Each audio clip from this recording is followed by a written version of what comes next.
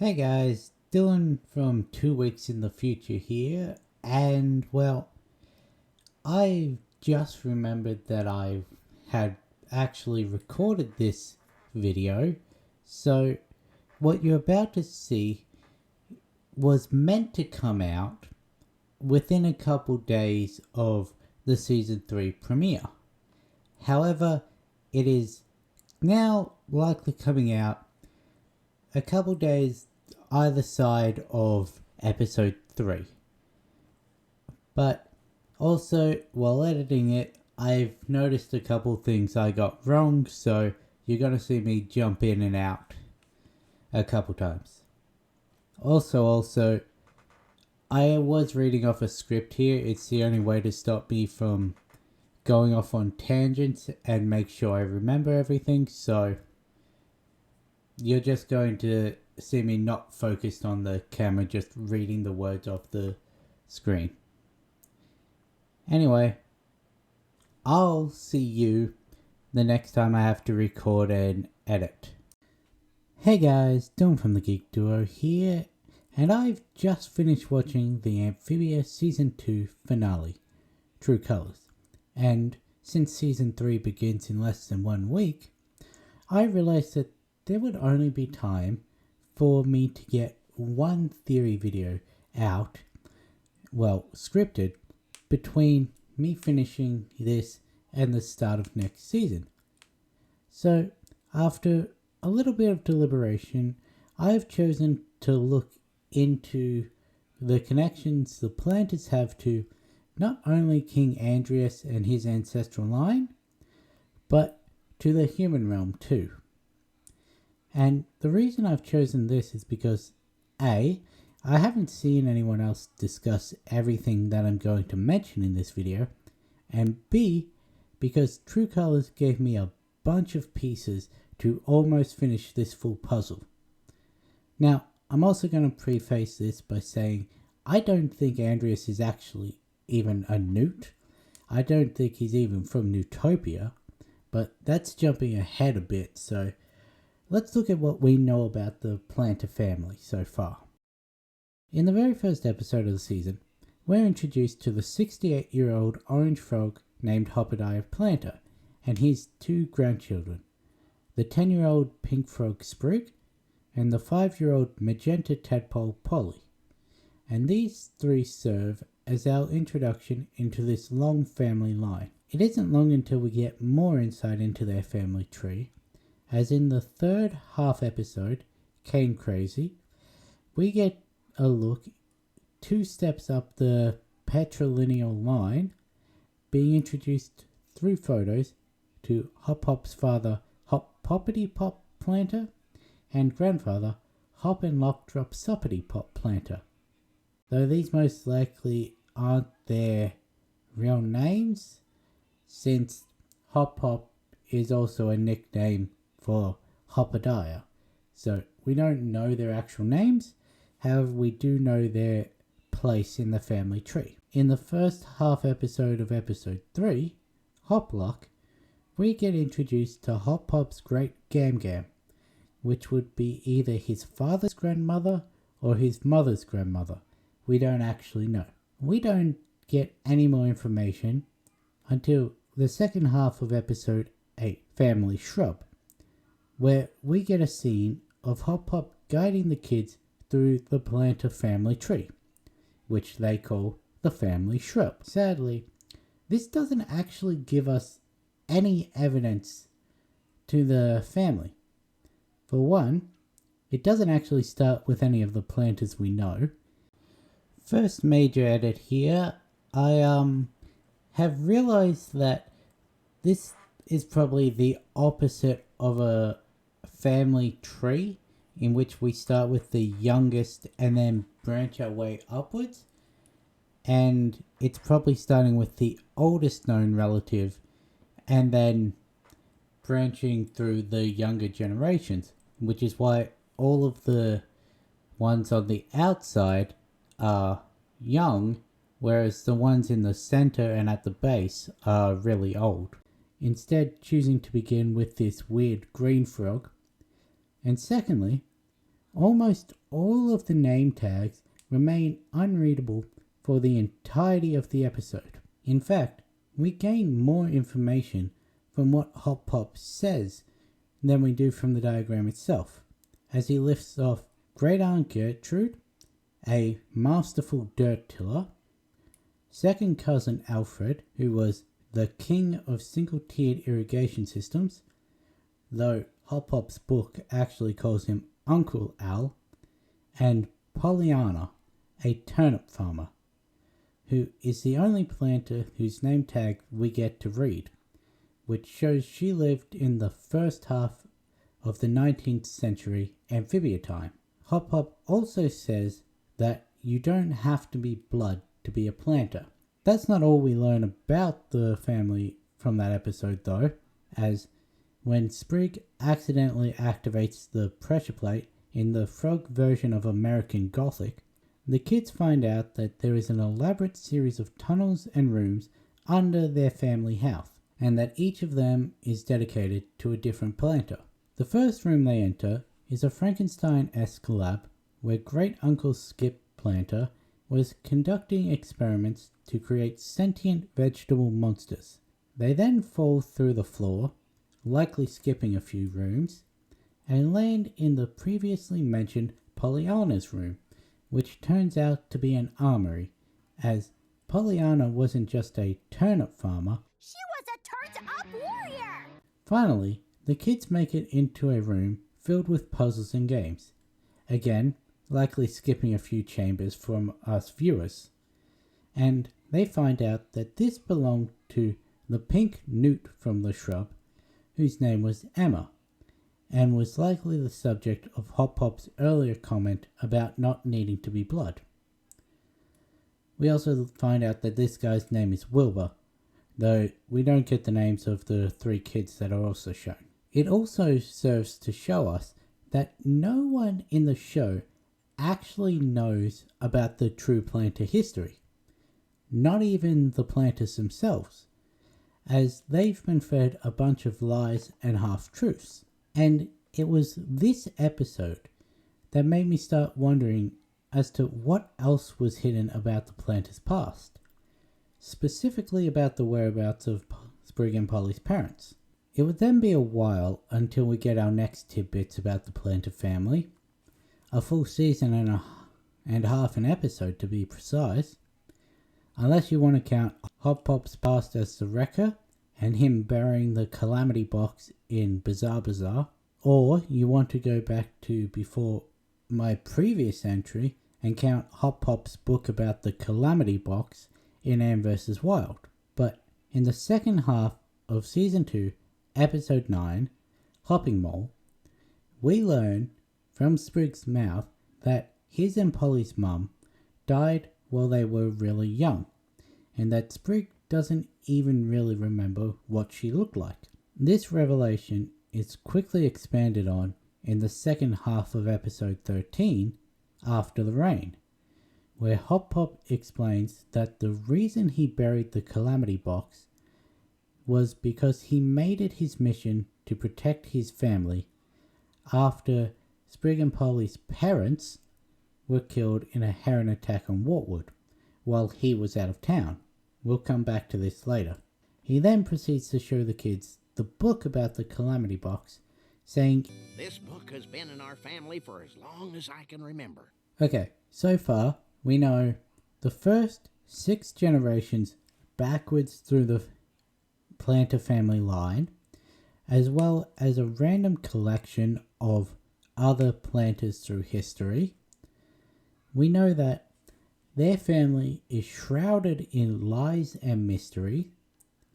We know that Sprig and Polly's parents were killed in a heron attack that coincidentally coincided with Hop Pop being out of town. We know that they've had a book about the calamity box that's been passed down at least 3 generations, and they have enough funding for an entire labyrinth under their house. But that's everything we know about the planter family so far, stretching all the way back at least 2.5 centuries.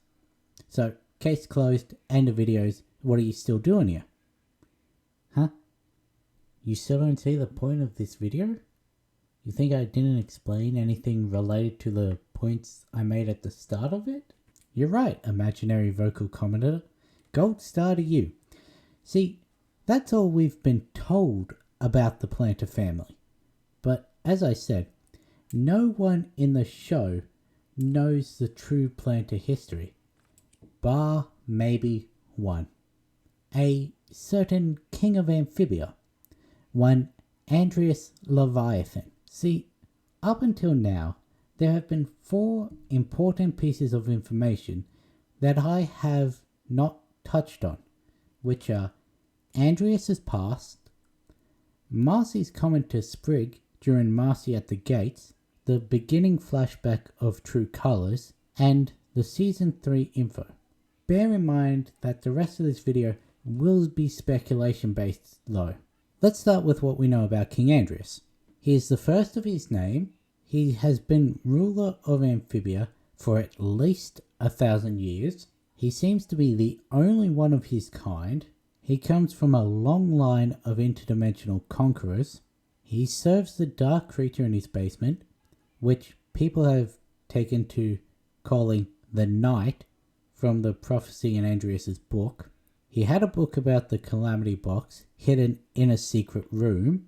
He and his 2 friends were in control of the Calamity Box and Amphibia 1,000 years ago, and those friends betrayed him by stealing the box, possibly after learning his truth.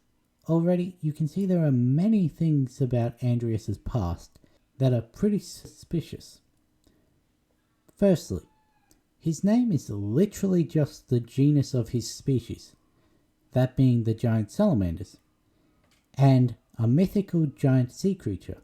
Next, he's been alive for at least a millennium, much longer than any creature should be able to live for.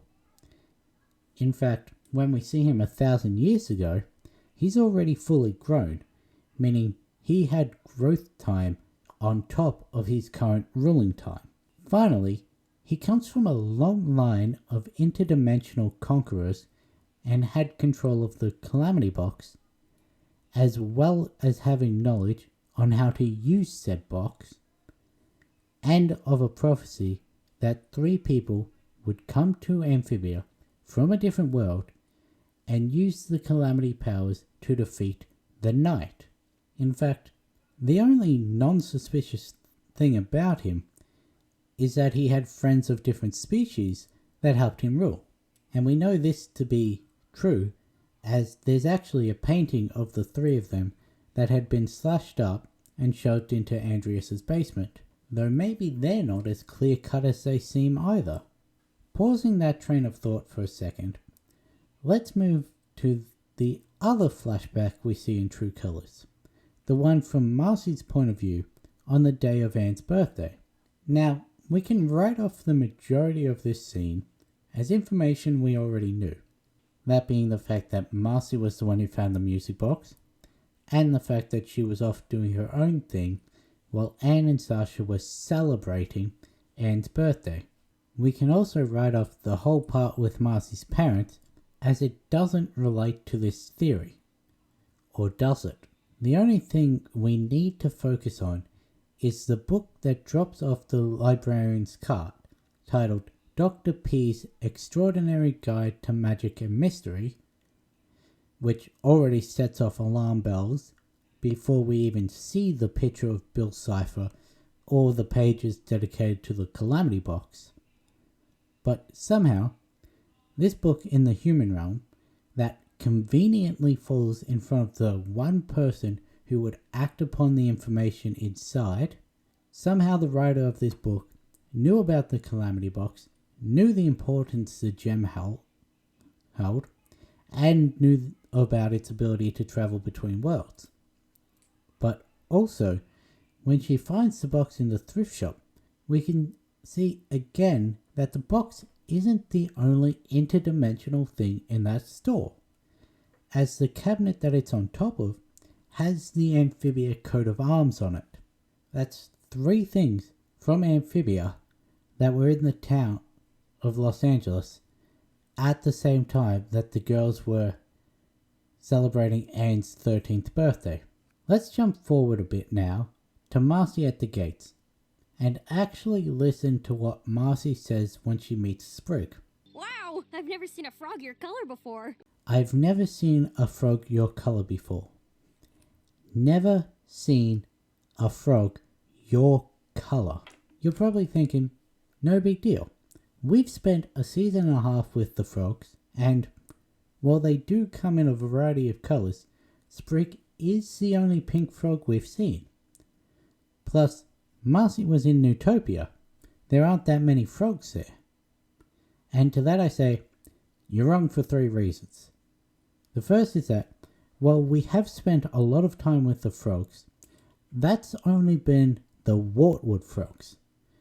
It isn't counting any of the frogs that come from the other 3 towns in the map of Frog Valley, or any of the frogs that are living outside of the valley either.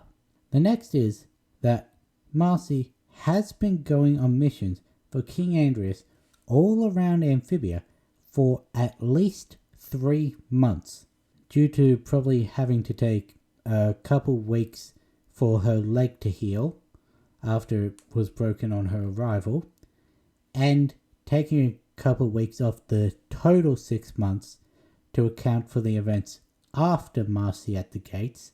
So she's likely seen the majority of towns and villages around the continent.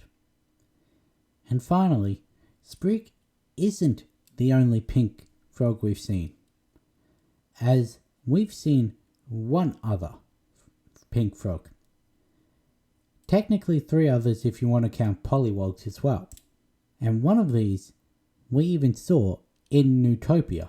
Take a look at this graph I made, showing the skin colors of almost every frog we've met in Amphibia.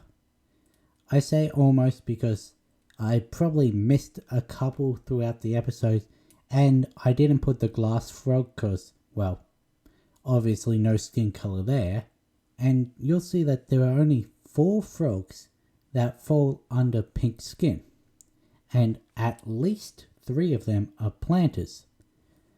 We also see that all but one of the orange frogs are plantars. I put the death guy as a planter because Hop Pop came up with him for his story, and 3 of the 5 purple frogs in the show, though one of them didn't make this graph, they were shown on the plantar family Shrub, they're plantars, which seems to insinuate that the red spectrum of colors seems to be an almost entirely plantar trait amongst the frogs, and could also mean that Tootie, Mrs. Croaker, and the curator are somehow related to the plantars, at least distantly. Back to the main theory, we have a family with a mysterious history that even they don't know about, a group of 3 ancient rulers with a history that no one knows about, and are somehow both representative of the 3 species that live in Amphibia, and are either the only one of their species, as there aren't any other giant salamanders or horned toads, or they carry a genetic trait that seems to have been passed down through a single familial line.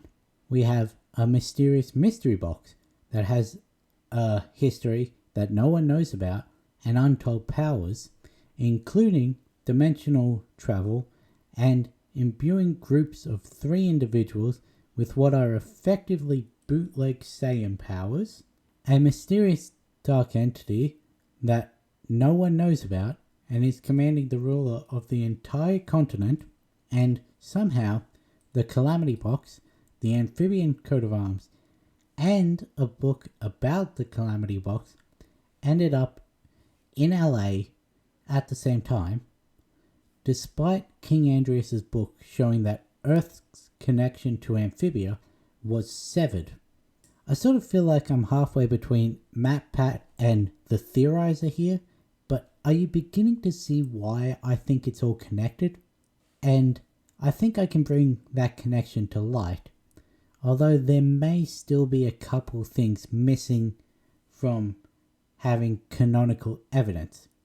But I did say at the start of the video that I had enough pieces to almost finish the puzzle. Here's what I think is the true history of Amphibia. Andreas, the pink frog, and the horned toad didn't originally come from Amphibia. I think they came from at least one of the other 4 realms in Andreas' book. I don't think that they're actually different species. I think that they are the same species of shapeshifters, and so is that creature in the basement. I think that their race started on Amphibia as a sort of universal predator for everything there, and were banished using the Calamity Box, except for the center of the hive, because it couldn't be destroyed without the people of the prophecy, and so it was put to sleep underground. The Knight, as a collective species, then went on to conquer the realms that they had been banished to, but kept growing weaker due to being disconnected from the hive for so long. Eventually, along came Andreas, the frog, and the toad, who formed a cross-dimensional resistance of sorts, taking on the forms of the main 3 tribes found in the central world in order to help free the worlds from their brethren. Outer worlds are only connected to Amphibia. They each managed to get a hold of one of the gems, being imbued with its power in the process, and went on to win the war. They returned to Amphibia, thinking that the prophecy has been complete, and they are hailed as heroes, deciding to take a position of power in the central world in the event that something ever tries to threaten the worlds again. One day, Andreas is exploring the tunnels under what would eventually be Newtopia, and comes across the hive, which had been dormant for centuries, maybe even millennium, and realizes that the fight isn't over.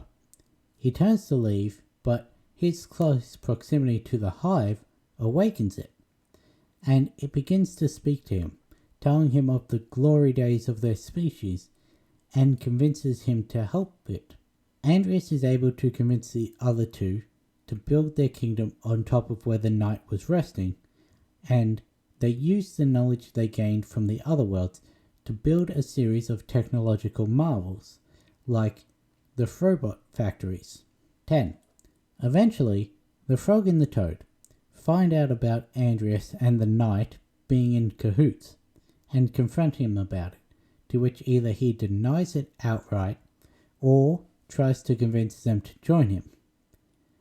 Either way, they agree with his plan to construct the temples and drain themselves of their calamity powers so that the box can act as a battery, though the power has grown inside the 3 of them that they still have some residual power left in them when the gems are fully charged, though Andreas doesn't know this because the Knight has been secretly draining him. Knowing that they no longer had a massive reserve of power, the frog and the toad agreed that they need to get the box away from Andreas. So one night, the frog stole it. We actually see this happening, and gave it to the secret society that they'd formed behind Andreas's back, before going their separate ways. The toad went off radar for a long time, trying to figure out what the prophecy actually meant, as he was the green of the 3, meaning he was the wit. Well, the frog went off to be various heroes of Amphibia, using the strength she gained from her pink gem whenever she felt it building up again. They did cross paths every now and then, always with a different face, and used their calamity powers as a way to identify each other. Sometimes they worked together on a mission, like crafting Barrel, the current form of the pink frog, their hammer, and sometimes they were just catching up as old friends. Eventually, Andreas found one of the Order of Box Keepers' hideouts and began tracking down the box. Word travelled to the frog, who had long since settled down and started a family in what would eventually be Wartwood. Night genetics aren't very dominant, so her descendants were almost entirely frogs. But every now and then a pink frog would be born who would go on to do great things. But she left them behind to go inform the toad, who had almost completed his research of the previously unknown sixth realm, that being Earth. They make it to where the Order had hidden the box to find it already under attack by Andreas and his armies. There was a massive fight, but there was no way Andreas could win against two calamity-powered individuals, and eventually he retreated. The frog and the toad realized that the realms would never be safe while the box was within Andreas's reach, so they agreed to travel to the human realm, where the true heroes of the prophecy are meant to come from. The toad then went on to configure the box to only open when there were 3 worthy people present, and the 2 of them, plus Valeriana, prepared to enter. Just before they could get through, Andreas used the last of his calamity power stored up in the Newtopia Tower, which the knight had so generously given back, and sent a shot that blew up most of the Heart Temple. The toad used the last of his reserves to protect himself and Valeriana from the explosion, draining him completely of his calamity powers, and the frog was sent through the portal alone, with no way back until she found the chosen ones. The toad swore that he would protect the frog's family until her return, and went off to found Wartwood, so that he could keep a close, elderly eye on them and await the arrival of the 3 heroes. One who could unite the frogs with the power of their heart, one who could command the respect of the toads with their strength, and one who would hopefully be smart enough to see through Andreas's lies. As time went on, he heard stories of the toad armies that took over his various research towers, trying to remember which tower he set to be the strength entry point. He heard tales of the genius minds coming in and out of Newtopia, wanting desperately to bounce ideas off of them and hoping that they hadn't moved the school campus location from the wit entry point. And he saw the various generations of Plantars grow and evolve, wishing he could see the person who started their bloodline again. One day, Andreas caught wind of a female pink frog with blonde hair travelling around down in Frog Valley. Thinking that his old friend had returned, he went there, and sure enough, the tales were true, or so he thought. He waited until Hop Pop had left the village and summoned the herons to act as a distraction, so that he could enter the house and capture the frog himself. But when he got there, he realized that the woman wasn't his old friend, so he thought, well, if I can't kill her, I might as well end her bloodline, and fed the husband and wife to the herons. Hop Pop returned home to find his village in shambles, his home ruined, and his grandchildren huddled in the arms of Mrs. Croaker, the woman who had been friends with his family since he was a boy. In case you didn't catch it, I'm insinuating that Mrs. Croaker is actually the green toad from the photo. Meanwhile, the frog, now in human form, was still looking for the heroes of the prophecy, and she thinks she'd found them. She'd already been watching this friendship for a few years. The Calamity Box had guided her to the playground the day of their meeting, and while she didn't think that they were a good fit for the job, she decided to trust the box.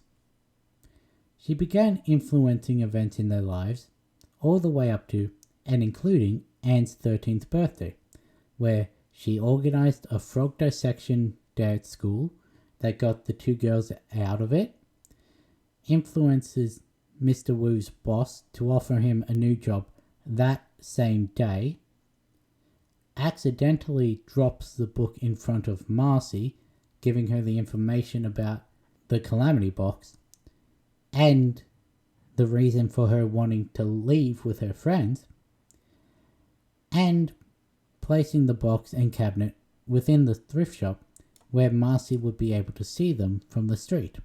And there you have it. That is what I believe to be the history of Amphibia. It connects the Plantars all the way back to the pink frog in King Andrias's line, as well as fleshing out some of their hidden backstory. It explains why Mrs. Croker has apparently been old as long as anyone in the town can remember, including Hop Pop, why there were 4 towers at the cardinal locations for the toads to inhabit, why King Andrias is serving the dark creature in his basement, what relation King Andrias had with the pink frog and the green toad, and a bunch of other things can be connected to this theory as well. Do I think that, provided I'm correct, that we'll get all this information in the 3rd season? Definitely not. We'll probably only get snippets of information like we have so far. Like, there's no guarantee we're even going to get any more information about Andrias's past. Where did I get the whole they're shapeshifters idea from? Besides the fact that they're the only ones of their kind in Amphibia, I want you to look at Hop Pop for a second. Now look at Hop Pop's human disguise. And now look at this human from the Season 3 intro. They are essentially the same character design, yeah? Plus, the book was written by someone called Dr. P. And unless Dipper or Stanford Pines went on to get their doctorates and learned about interdimensional travel via a music box, I'm betting that Dr. P is short for Dr. Plantar, as the book, the drawings, the way the words are scribbled is similar to the book about the Calamity Box that had been passed down through the Plantar family. It's similar to the book on the Calamity Box that Andrias had. It would also explain how Barrel was a toad warrior, yet Sprig was recognized by their hammer and was therefore able to lift it easily, something that Sasha had to tap into her calamity powers to do the first time, and Grime could because he's a toad. It sort of links those 3 into one person. And we know that hammer is very heavy, yet Sprig was able to lift it despite other episodes proving him to have not much in the way of strength. And it also means, if I'm correct about this, that it wasn't coincidence that Marcy just happened to find the book about the Calamity Box within an hour or so of her actually finding the box herself and being given a reason for wanting to use the box. But I've probably overanalyzed this way more than any of the directors intended. I doubt any of them are ever going to see this. I'd be amazed if they did.